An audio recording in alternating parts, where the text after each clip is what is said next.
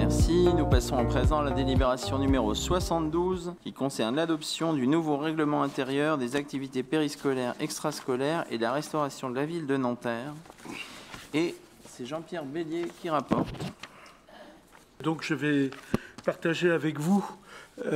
cette délibération qui a vocation effectivement à autoriser le maire à signer l'adoption du nouveau règlement intérieur des activités périscolaires, extrascolaires et restauration scolaire.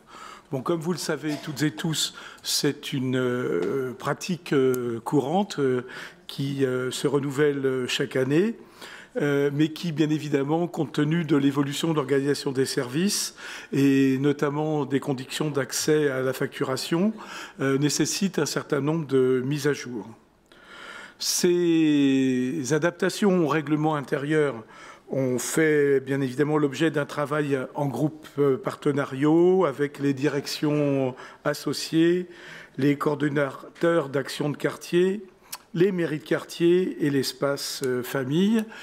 Par ailleurs, pour un certain nombre de nouveautés sur lesquelles je vais revenir, nous avons veillé, en tout cas les services, que je remercie une fois de plus pour leur travail, ont veillé à s'accompagner d'une certaine façon de concerter avec notamment des organisations de parents d'élèves lorsque celles-ci étaient ou présentes ou représentées. Il se trouve bien évidemment malheureusement, ça a été évoqué tout à l'heure, que le responsable de l'union locale de FCPE notamment, qui était dans cette démarche, nous a quittés prématurément et nous en sommes bien évidemment encore attristés. Alors, ces adaptations notamment concernent, vous l'avez évoqué dans le titre, nous l'avons évoqué dans le titre, la restauration scolaire. La restauration scolaire est un sujet éminemment sensible sur le plan, bien évidemment, politique, parce que c'est une préoccupation qui nous amène à proposer un dispositif qui permet à notre unité centrale de production alimentaire de fournir chaque jour 9000 repas. Et le constat que nous faisons depuis des années, et peut-être qui ne va pas en se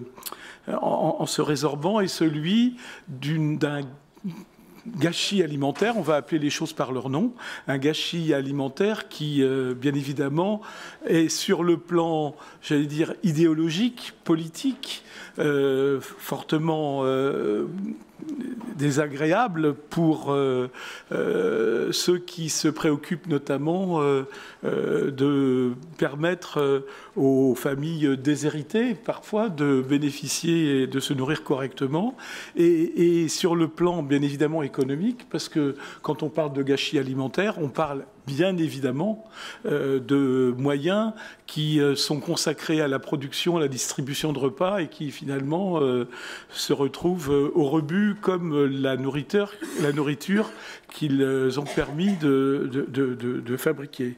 Et donc c'est cette raison qui nous a conduit à effectivement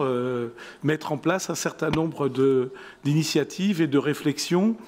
Je ne vais pas les détailler ici. Vous avez toutes et tous accès au document de l'annexe de la délibération qui les décrit en détail. Je dirais simplement que ce qui, sur la restauration scolaire, nous concerne particulièrement, relève à la fois, je dirais, des modalités d'accès aux services, étant entendu que, vous le savez, et là je rendrai également hommage à une élue qui nous a quittés récemment, Neriman Celebi, puisque nous avions travaillé ensemble sur la mise en œuvre d'une possibilité d'inscription à la restauration scolaire par le biais de téléservices. Mais bien évidemment que cette modalité d'inscription impose un certain nombre d'éléments de cadrage sur lesquels je vais rapidement revenir, ne serait-ce que parce que ça a forcément un impact, un double impact, à la fois sur les délais d'inscription et sur la facturation. Alors, désormais, il nous a semblé préférable, après l'expérimentation que nous avons conduite auprès de 2 écoles, Anatole France pour élémentaire et maternelle et Robespierre pour la maternelle, il nous a semblé préférable de mettre en place un mode de facturation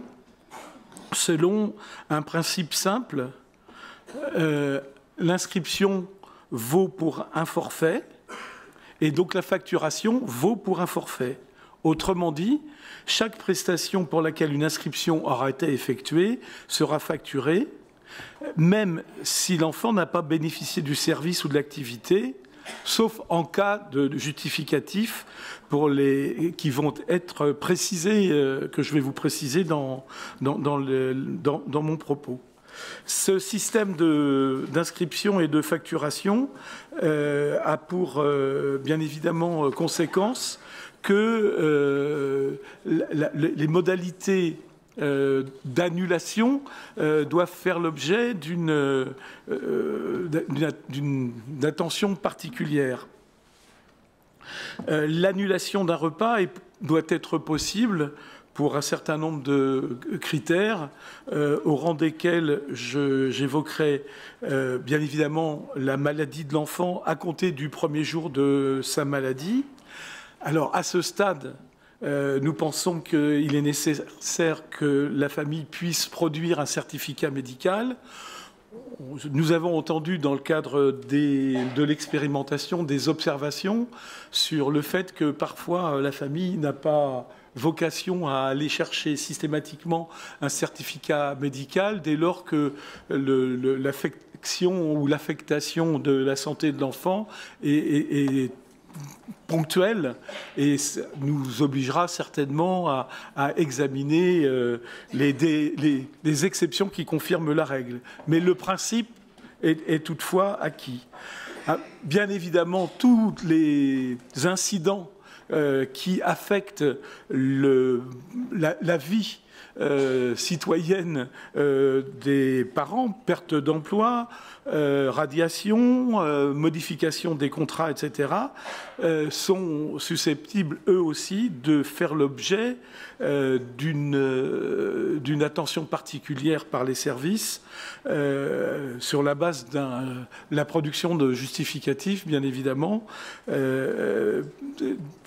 pour les familles concernées. Nous avons aussi, bien évidemment, testé la façon dont les annulations à l'initiative de la ville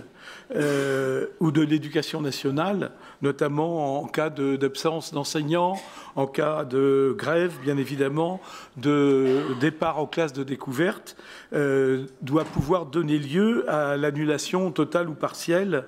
de la facturation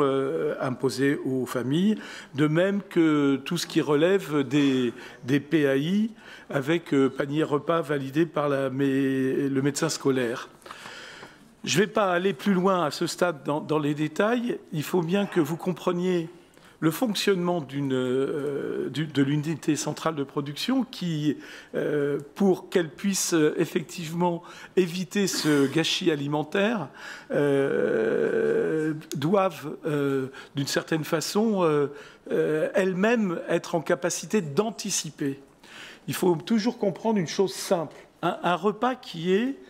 délivré au jour J a été préparé en général à J-2, J-3, voire J-4. Et les commandes des denrées alimentaires permettant la production de ce repas ont été commandées à J-10. J-10 de la consommation du dit repas. Et donc, bien évidemment, ça pose une difficulté que nous comprenons envers aux familles, qui peuvent nous dire que parfois une annulation peut intervenir, bien évidemment,